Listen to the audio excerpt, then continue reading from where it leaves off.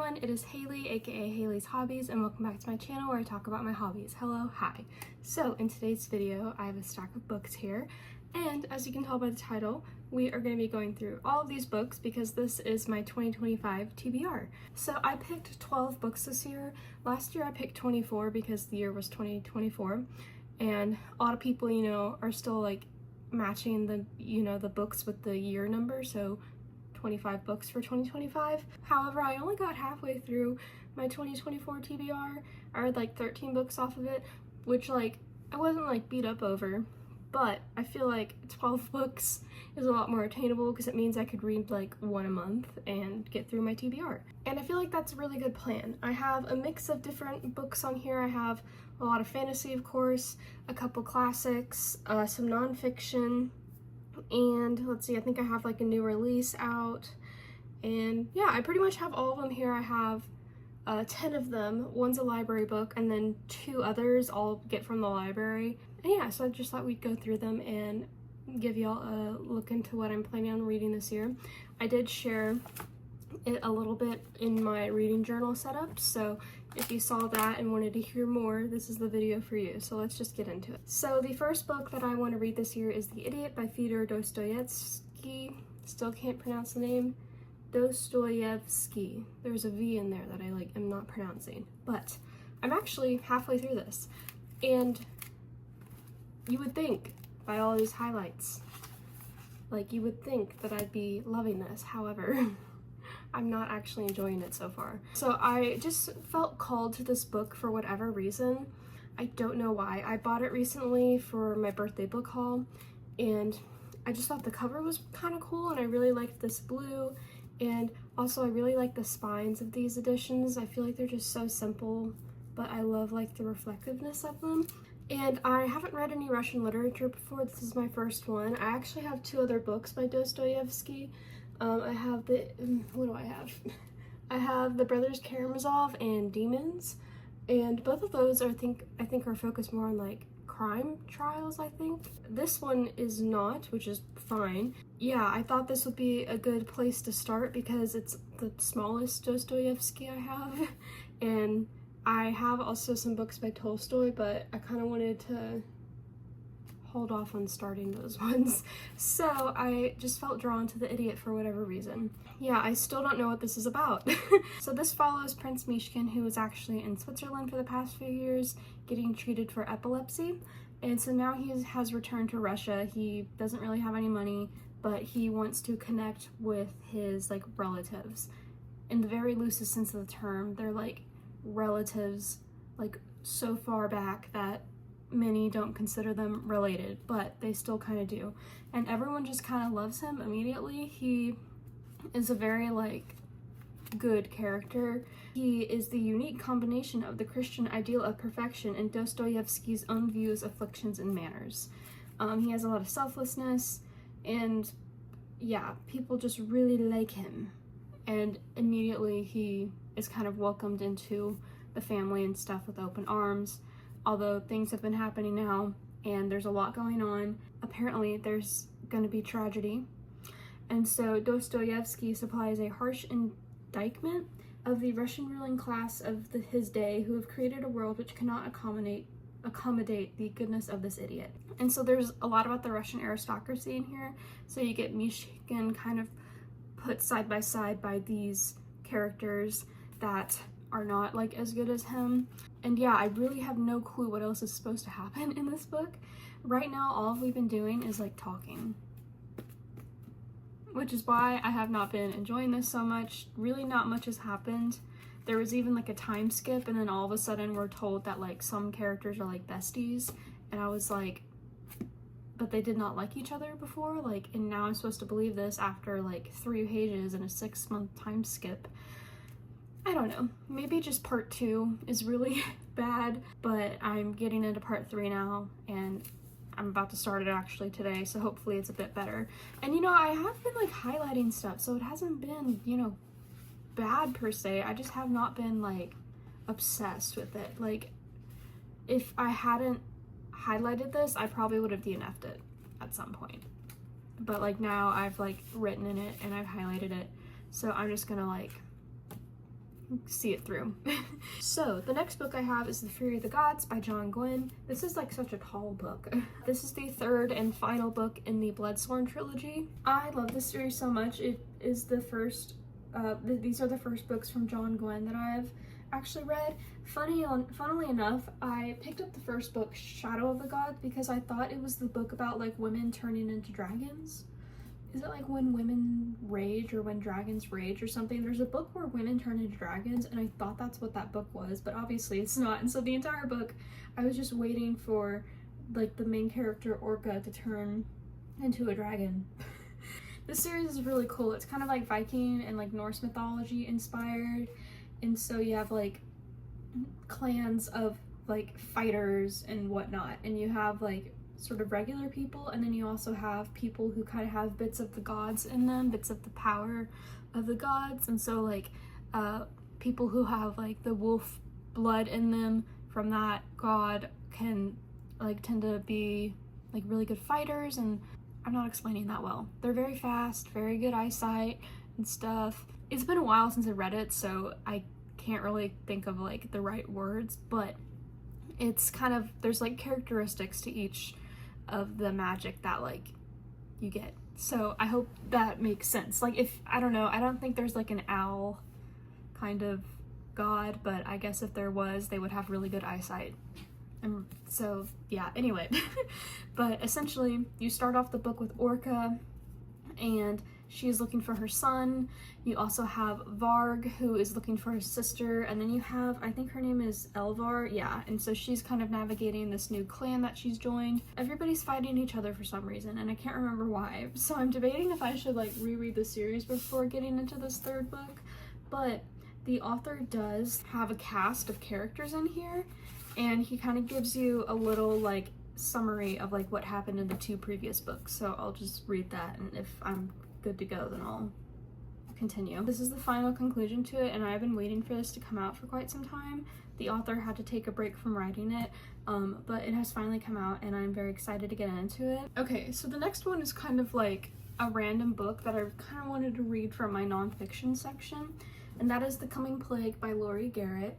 So this is an older book. I don't know when it was published. 1995, first published in 1994. And so this basically goes through different like outbreaks and kind of talks about their like history with them and kind of their potential, I think, to be like the next plague in a way, I think is what it's about. I haven't read the back of this in a while. Laurie Garrett takes you on a 50-year journey through the world's battles with microbes and examines the worldwide conditions that have culminated in recurrent outbreaks of newly discovered diseases, epidemics of diseases migrating to new areas, and mutated old diseases that are no longer curable. So if you've been on this channel for a while, you know that I read Spillover like a few years ago and I loved it, and it's like one of my favorite science books of all time.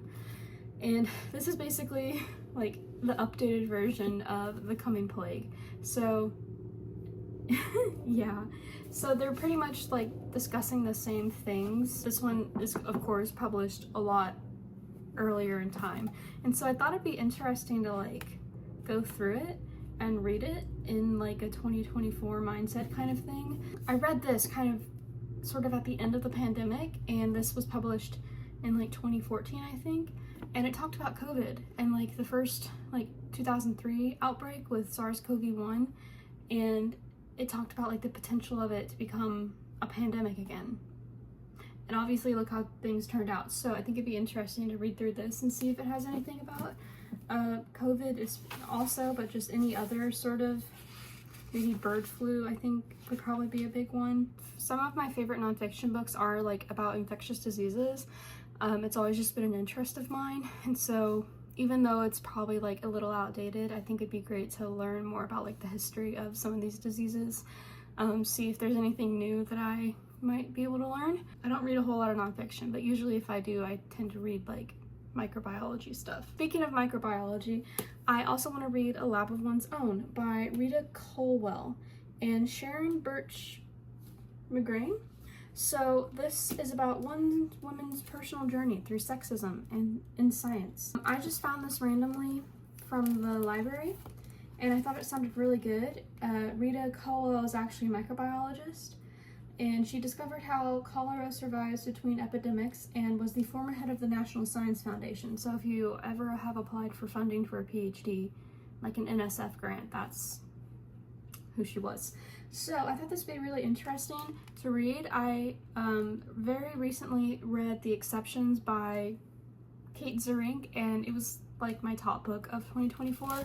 And so I'm kind of on a mission to read more about like scientists and like their history and kind of the discoveries that they made.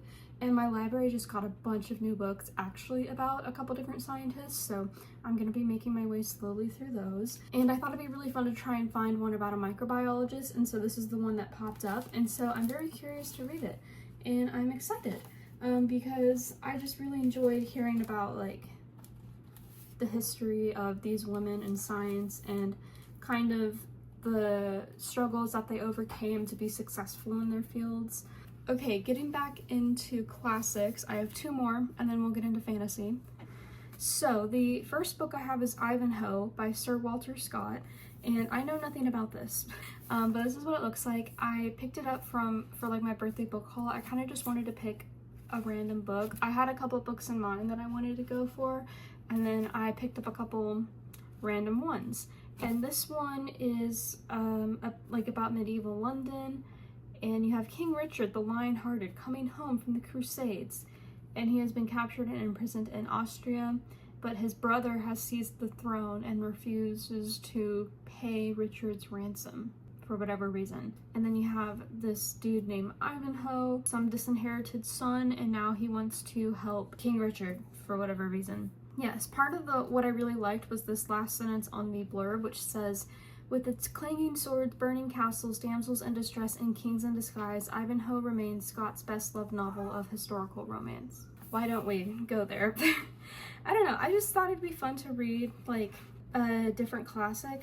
Like, I feel like a lot of the classics I read are about, like, you know, the nobility and, like, aristocracy, and I don't think I haven't read a classic that didn't have to do with, like, lords and ladies and whatnot, and, like, princes and princesses, but this one has burning castles and swords in it, so I feel like this is a bit, I don't want to say like fantasy, but you know, you get like knights and stuff in here, and like maybe there's some like fighting and like war and everything. You know, I feel like it might be a bit different than just like having discussions about like the human person and whatnot. I feel like this is gonna have like a bit more of a plot, if that makes sense. And then my last classic that I want to read is Great Expectations by Charles Dickens. I have tried to read this before a few times back in like high school, and I just never got into it, and I figured this would be the time to try it now, especially because I've been reading a lot of classics, and I feel like now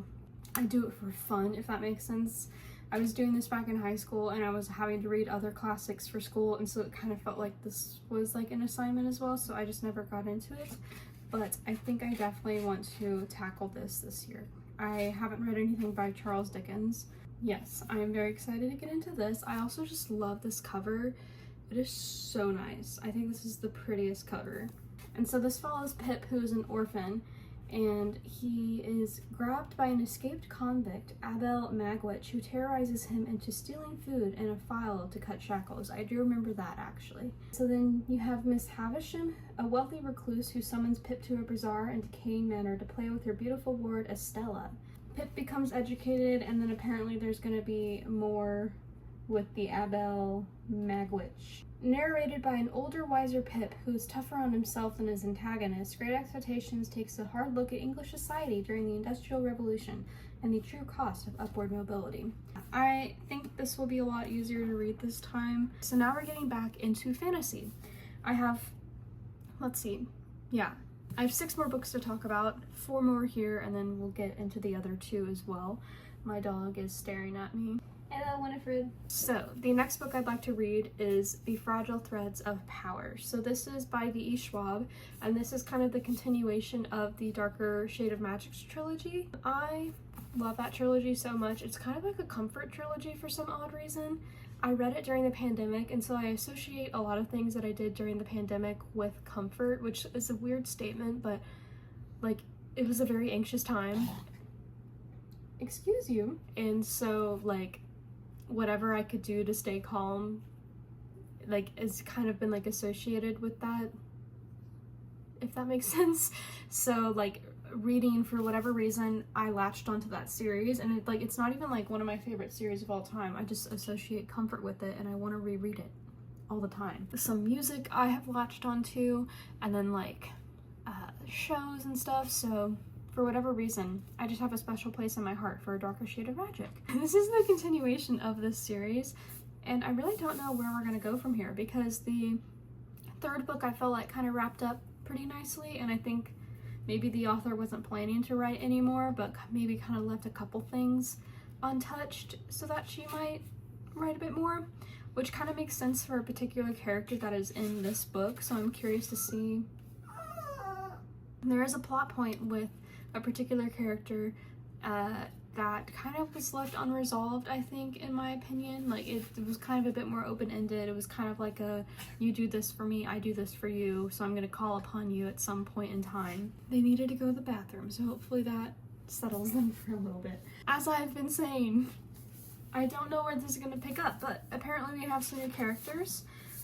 We have Kosika, and we have Tess. I also saw a character name at the end of the books by accident, so I'm hoping that isn't a spoiler, because sometimes if a character doesn't make it, but then you see the name at the end, see how that's a spoiler. Yeah, so I'm hoping that that doesn't happen and I didn't just spoil myself. So anyway, basically you have like 4 Londons, I think. There's Black London, White London, Red London, and Grey London, but there's really only 3 Londons. For whatever reason, Black London doesn't exist anymore, I think is how it goes. And so then you have these people called Antari, and they are able to travel through these different Londons, and these different Londons, they don't know about each other except for like the head of the Londons, so like the king, the queen, who's ever like the leader in parliament or something. And so you have these basically like parallel realms. Is that the right word? I can't remember. It's a very cool concept and I really love it. There's very few Antari left. There's only like 2 left in the first book, like first series. And so I'm wondering if maybe we'll get some more in here and see how that goes. And I have no clue what's gonna happen. I think there's apparently the worlds are unraveling, so maybe things are bleeding into one another, and maybe that's not good. So yes, very excited to get into this. And then next I have The Lord of the Rings. So this is the first book, The Fellowship of the Ring, but I guess we could consider like the whole series a part of this.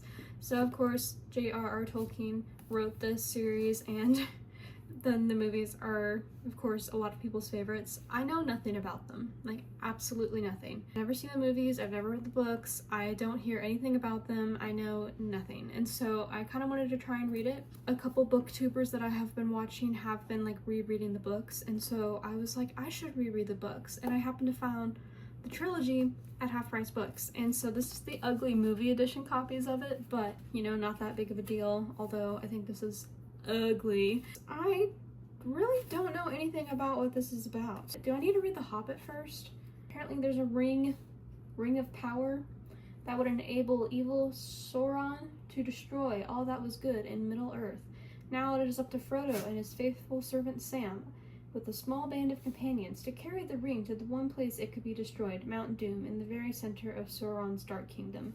So it sounds really cool. I'm really excited to get into this and finally learn more about the Lord of the Rings. I think it'd be great to watch the movies as well, because obviously they're big staples in the world, and I just think it'd be great to finally read a series like this. Okay, so the next 2 books I have are actually Brandon Sanderson, and the first one is Mistborn. So this is the Mistborn Era 1 trilogy. This is the first book, The Final Empire. I have been wanting to go through the entire Cosmere. Every morning I sit in my room until like 1, and then I go and I hang out with my dogs. That is how it works. And I hang out with them until like 9 or 10 p.m. Winnie is not finding those conditions agreeable, apparently. So I have been wanting to read the Cosmere for some time now. I have read up to Oathbringer in the Stormlight Archive. After that, I haven't really read anything, and I feel like that was not the right series to start with, but that was the one that I was interested in at the time when I wanted to dip into Brandon Sanderson. But now I want to go back and read the whole Cosmere because I'd like to see how things are connected. And so I finally have the Mistborn Era 1 trilogy. I also got Arcanum Unbounded recently, and so I'm just going to make my way slowly through them. I figured I could tackle Mistborn maybe this year and finally begin the Cosmere. And so this kind of follows a world after the hero lost, and so the evil dude is ruling the world. Apparently there's a rebellion kind of stirring, and kind of the head of this rebellion is a street urchin who must learn to master the power of a Mistborn. And I believe, I don't know what the magic system is, but I believe like a Mistborn can like do multiple things of something of some sort, like maybe the Avatar. Oh, my cabbages! But not like elemental stuff. Yeah, I don't know exactly what is gonna happen in here, but I am really excited to get to it and to read more of Brandon Sanderson because I love the Stormlight Archive. They're some of my favorite books of all time, and so I just really want to get into the rest of his series. Okay, so additionally, I also want to read Rhythm of War. Figured I would make it through the Mistborn trilogy, and then there's also Warbreaker and Elantris that are in the next order, and then Arcanum Unbounded, and then technically Stormlight Archive, but then I would jump to Rhythm of War instead of rereading the Stormlight Archives. I have this thing where I really like to reread a series when they're all complete. I think I mentioned this in a video, I don't remember which. I could have edited it out though, so I don't know if I actually talked about it. But sometimes I just really like to wait to reread a series until everything has been written, because then it feels like I'm rereading for the first time because it's been so long since I reread the first book, if that makes sense. So I don't want to touch Stormlight until it's all done, which probably won't be until I'm 50, but it is what it is. Rhythm of War is the 4th book in the Stormlight Archive, and I don't really know how much I can say about this, but the first book is the Way of Kings, and basically there's a war going on between the Alethi and the Parshendi, and the Alethi are kind of like the humans, if you will, and the Parshendi are kind of just like these creatures, and they're all fighting for these lands and like these gem hearts for whatever reason. There was the king was assassinated ages ago, and so that's kind of what sparked the war, and so that's kind of what begins the story. There is also some people who are starting to develop powers. You follow these characters, and one of my favorite characters of all time, Kaladin, is introduced in the first book. It's kind of his story through all these troubling hardships. He's going through so much, and to see his character arc throughout, like, you know, the first book and then on, it's just so good, and I love it so much. And I am so impressed with Brandon Sanderson. This was the first time I've ever read any of his work, and so I wasn't expecting to like it, and I just was immediately hooked. And so I would like to continue the Stormlight Archive, because also Wind and Truth came out, but I can't get that one for a while until they print the hardcover or the paperback, the mass paperback, because I was stupid and I got these ones. But the big paperbacks are just so big and I don't like them, so we have this version. Yes, those are all the books that I have with me currently, but I still have 2 more books that I want to talk about. So the next book is Locklands, which is the 3rd and final book in the what is it called, the Foundry Side trilogy. I read Shorefall this past year and just completely fell back in love with the series. I read the first book, Foundry Side, ages ago, and I just wasn't sure if I was going to pick up the next books, but I was like, you know what, let me just pick it up from the library and I'll try it. And I was like mind blown the entire time I was reading Shorefall. It was just so good and so much better than I remembered. My mind was constantly like, it felt like it was like ascending to a new level. Every time a new reveal happened, I was like, what is going on? It was just so good, and I love the characters so much, and like my heart, I love those characters so much. And so this is like one of my fave series, and I still need to read Locklands, which is the conclusion to the series. And so kind of in Foundry Side, you have Sanchia, who is a thief, and she gets tasked with stealing an artifact. This is the culprit, so you stay here. So Sanchia is tasked with stealing like this magical artifact, and the way that the magic works in the world is really cool. It's called scriving, and so essentially you can like write on like a particular object and change its reality. And so if you have like two objects that are like different but you want them to come together, you can scribe them to think that they're the same object and they'll come together. So very cool concept, and you can do so much with it, and I'm obsessed. Like, it's such a wonderful story. It's like an urban fantasy kind of thing, kind of like Italy, like with like the canals and stuff, I think is kind of how it is first described. And it's just this wonderful world, and it is such a cool story, and I love it so much. And so I really want to get into the third book this year and finally finish the trilogy. It's also sapphic, which makes it so nice. I wasn't expecting that when I read it, and then when like bits of it dropped in the first book, I was like, oh, yay! So yes, I am very excited to get into Locklands because a lot of stuff happened in Shorefall.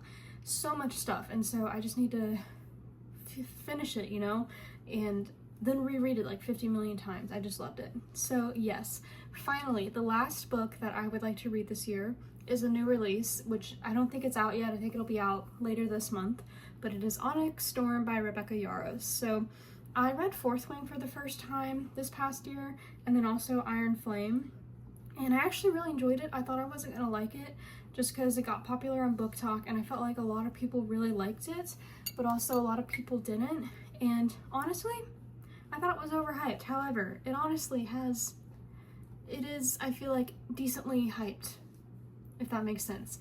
Stop licking. Like, honestly, it's actually a decent story. It's not like the best thing ever. Like, it could be written better. Like, there's no reason why I need to like hear like I'm in my development era in a fantasy story about dragons. Like, if you don't know what Fourth Wing is, have you been living under a rock?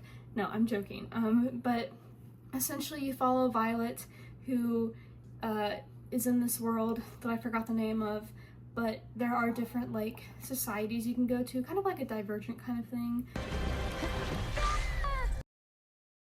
And so you can be a healer, you can be an infantryman, you can be a scholar, or you can be a dragon rider. And Violet wants to be a scholar, but at the last second her mom is like, no, you're gonna be a dragon rider. And so she goes off to the Riders Quadrant, and what ends up happening is that she joins, I think it's Bisgayeth, or is it Bisgayeth? It's Bisgayeth.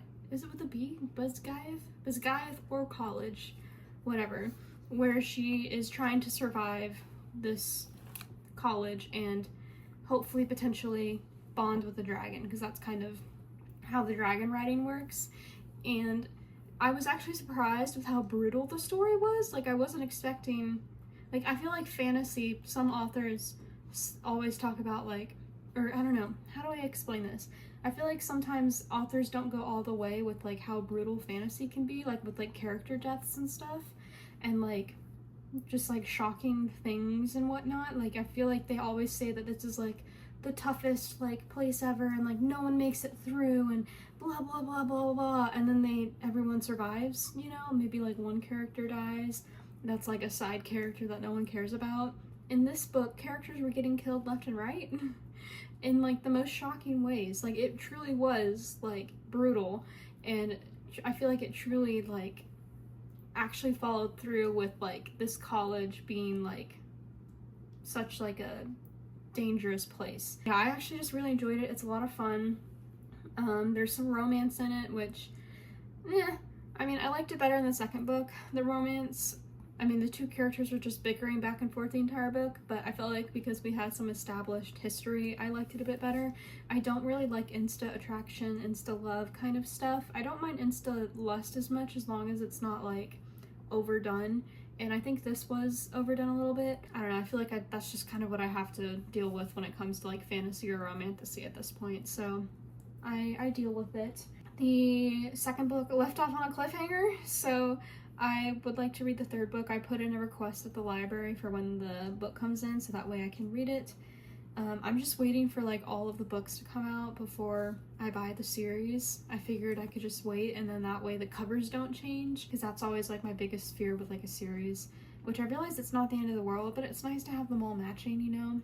So I don't want like any of the covers to change before, if that makes sense. So yes, I'll be reading them from the library for a little bit until everything is out, but I'm hoping that I think maybe Rebecca Yarros took a bit longer to write Onyx Storm than the other two books, I'm hoping, because I know Iron Flame came out like right after Fourth Wing, and so I'm kind of hoping that Onyx Storm will be a bit better. And I mean, I still enjoyed Iron Flame, but I know a lot of people didn't. I'm just there for the vibes, honestly. Like, that's, if I enjoyed a book, then usually that's like a 4-star. It doesn't take much to impress me. So hopefully this one is really good, and I am excited for it. If only my dog would stop licking me. My friend Suzanne. Are you wanting to leave? No, you have licked my clothes so much, they're wet. I love her, but she can be a lot. So yeah, I think that is everything that I'd like to read this year. So maybe I'll get to all of these, maybe I won't. I feel like The Coming Plague probably won't be gotten to, won't be read, but maybe I'll make an effort of it and read a bit of it like each month or something. But yes, I think that's everything. Okay, I've like kind of done it. So these are all the books that I'd like to read this year, plus 2 more that I don't have. So yes, these are all the books that I'd like to read this year. Don't know what I'm getting myself into, but hopefully it'll be good. If I can just make it through the idiot, I can make it through any of these, I think. So yeah, anyway, I think that is everything. So let me know what y'all are wanting to read this year. I'd love to hear it. I'd love hearing recommendations all the time. And yeah, I think it'll be a great reading year. I'm really excited to read this year. I don't know why, I just want to read everything. So life is good because I get to read a lot. So I'm very grateful for that. So yes, anyway, I think that is everything that I'd like to talk about in today's video. So thank you guys so much for watching. Don't forget to like, comment, and subscribe, and I'll see you guys in the next video. Bye!